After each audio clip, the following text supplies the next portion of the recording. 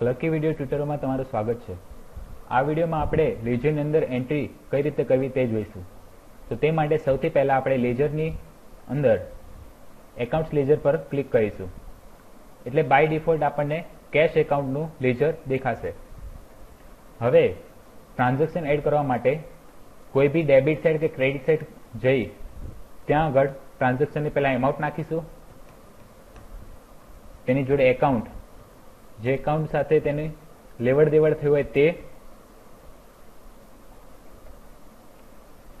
ટ્રાન્ઝેક્શનની તારીખ અને તેનું નરેશન,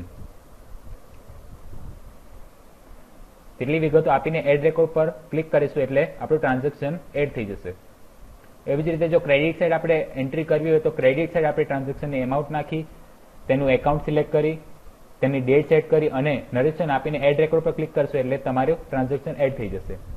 હવે જો તમને કદાચ નથી ખબર કે કઈ એન્ટ્રી કઈ બાજુ આવે તો ડેબિટ ઉપર તમે જશો એટલે તમને કહેશે કે ડેબિટ બાજુ કઈ એન્ટ્રીઓ આવી જોઈએ, અને ક્રેડિટ સાઇડ જશો એટલે ક્રેડિટ ઉપર તમને કહેશે કે કઈ એન્ટ્રીઓ આવી જોઈએ। આ રીતે તમને કઈ એન્ટ્રી કઈ બાજુ નાખવી તે પણ ખ્યાલ આવશે।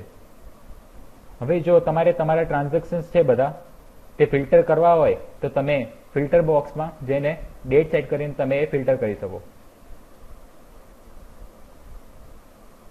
એટલે તમારા ટ્રાન્ઝેક્શન્સ બધા ફિલ્ટર થઈ જશે। જોડે જોડે તેનું બેલેન્સ બી દેખાશે અને એનું ઓપનિંગ બેલેન્સ પણ દેખાશે। હવે જો તમારે કોઈ બીજા ખાતાની એન્ટ્રીઓ જોવે તો આ બોક્સમાં તમે તે એકાઉન્ટનું નામ લખો,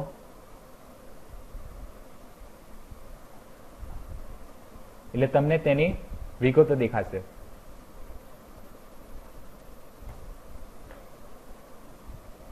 કોઈ બી ટ્રાન્ઝેક્શનને એડિટ કરવા માટે આ બ્લુ બટન જેના પર પેન્સિલનો સિમ્બોલ છે અને એના ઉપર લઈ જવાથી એડિટ ટ્રાન્ઝેક્શન લખેલું આવે તેના પર ક્લિક કરશો એટલે તમે તમારું ટ્રાન્ઝેક્શન એડિટ કરી શકશો। હવે અહીંયા આગળ જો તમારે વિગતો હશે બાય ડિફોલ્ટ તે સિલેક્ટ થઈ જશે અને તેમાં તમારે નવી વિગતો જો ભરવી હોય તો તે ભરીને અપડેટ કરશો એટલે તમારું ટ્રાન્ઝેક્શન અપડેટ થઈ જશે, અને જો તમને ના કરવું હોય તો કેન્સલ કરશો એટલે તમારું ટ્રાન્ઝેક્શન એડિટ કેન્સલ થઈ જશે। એવી જ રીતે ક્રેડિટ સાઇડ પણ જો તમારે કોઈ ટ્રાન્ઝેક્શન એડિટ કરવું હોય તો એડિટ બટન પર ક્લિક કરી તેની વિગતોમાં ફેર કરીને અપડેટ કરશો એટલે તમારું ટ્રાન્ઝેક્શન અપડેટ થઈ જશે। હવે જો તમારે કોઈ ટ્રાન્ઝેક્શન ડિલીટ કરવું હોય તો લાલ ડિલીટ ટ્રાન્ઝેક્શન બટન પર ક્લિક કરી તમે તે ટ્રાન્ઝેક્શન ડિલીટ કરી શકશો। હવે જો તમારું કોઈ ટ્રાન્ઝેક્શન તે સેલ ઇનવોઇસનું હશે કે પરચેઝ ઇનવોઇસનું હશે તો એ તમને સીધું પરચેઝ ઇનવોઇસ પર કાં તો સેલ્સ ઇનવોઇસ પર લઈ જશે।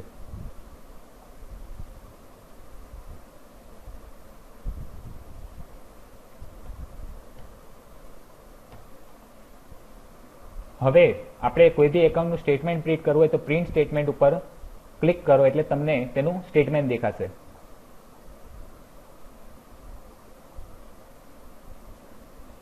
પહેલી કોલમમાં તમને તેની ડેટ મળશે, બીજી કોલમમાં તેનો ડોક્યુમેન્ટ નંબર, જેમ કે સેલ્સ ઇનવોઇસમાં ઇનવોઇસ નંબર અને પરચેઝ ઇનવોઇસમાં આવી પરચેઝ ઇનવોઇસ નંબર। બાકી બધા ટ્રાન્ઝેક્શનમાં તે બોક્સ ખાલી રહેશે। ત્યારબાદ તેનું કોન્ટ્રા એકાઉન્ટ, તેની ક્રેડિટ અમાઉન્ટ, તેની ડેબિટ અમાઉન્ટ અને તેનું બેલેન્સ। આ રીતે તમે તમારા એકાઉન્ટનું સ્ટેટમેન્ટ જનરેટ કરી શકશો। હવે છે આઇટમ્સ લેજર। આઇટમ્સ લેજર તમને તમારી કોઈ પણ એક પર્ટિક્યુલર આઇટમનું ખરીદ અને વેચાણનું ઓવરવ્યુ બતાવશે, જેમ કે